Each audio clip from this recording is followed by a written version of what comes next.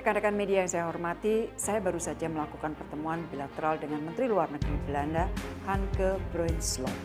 Ini adalah pertemuan ketiga kami sejak bulan September 2023. Belanda adalah salah satu mitra penting Indonesia di Eropa.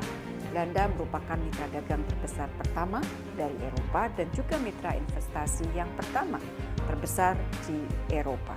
Hal yang sama juga berlaku untuk bidang pariwisata. Di dalam pertemuan tadi kita bahas baik isu bilateral maupun internasional. Mengenai isu bilateral saya tekankan beberapa hal. Pertama, harapan agar Plan of Action atau rencana aksi untuk 2024-2025 yang ditandatangani bersama antara Menlu Hanke dengan saya di Jakarta bulan Oktober tahun lalu dapat diimplementasikan dengan baik.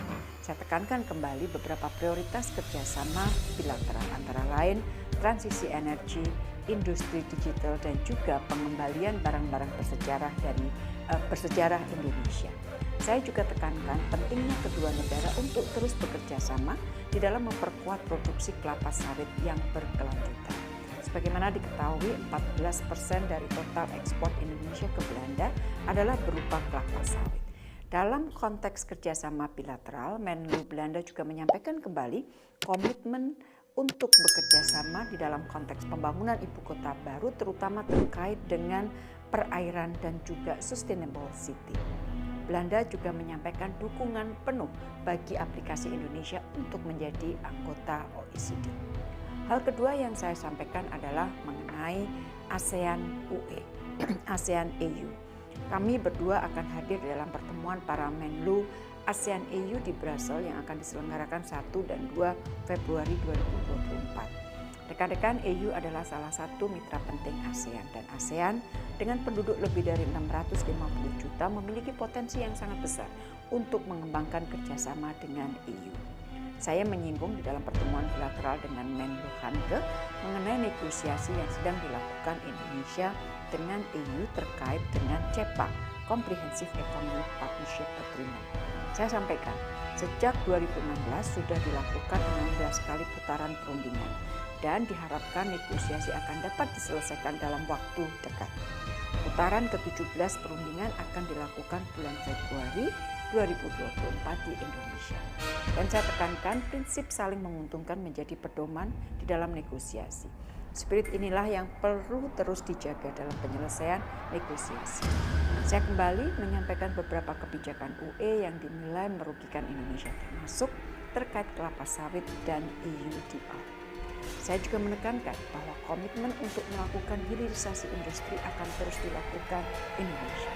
Saya berharap Belanda akan dapat terus memberikan dukungan terhadap negosiasi Indonesia-EU Jakarta.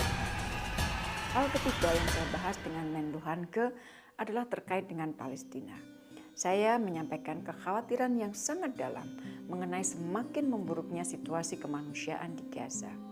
Di tengah situasi kemanusiaan yang memburuk ini, sangat disayangkan bahwa beberapa negara donor termasuk Belanda melakukan suspense dukungan keuangan terhadap UNRWA. Saya sampaikan pentingnya investigasi yang komprehensif, kredibel, dan transparan untuk segera dapat dilakukan sehingga semua tuduhan keterlibatan sejumlah personel UNRWA dalam serangan 7 Oktober akan lebih jelas. Pembekuan dukungan keuangan terhadap UNRWA akan sangat memperburuk situasi kemanusiaan yang memang saat ini sudah sangat buruk. Di dalam diskusi, pentingnya investigasi juga ditekankan oleh Menlu Belanda dan Belanda menekankan dukungannya terhadap two-state solution. Rekan-rekan yang saya hormati, setelah melakukan pertemuan dengan Menlu Belanda, saya juga melakukan pertemuan dengan Ketua Indonesia Netherlands Society atau INS. INS ini terbentuk pada 22 Maret 2012. Saya ulangi, INS terbentuk pada 22 Maret 2012 pada saat saya menjadi Duta Besar Indonesia di Den Haag. Tujuan pendirian INS adalah mempererat hubungan bilateral antara Indonesia dan Belanda dengan meningkatkan saling pengertian antara masyarakat kedua negara. Anggota INS terdiri dari tokoh Belanda dari berbagai kalangan termasuk dari swasta Belanda. Dan selama ini INS telah menjadi jembatan yang sangat baik bagi Belanda dan Indonesia dalam rangka memperkuat hubungan bilateral. Beberapa kerjasama konkret yang dilakukan di ENDA selama ini antara lain Indonesia-Netherlands Society Innovation Program atau INSIP yang merupakan ajang kompetisi bagi pemuda-pemudi Indonesia dari berbagai bidang.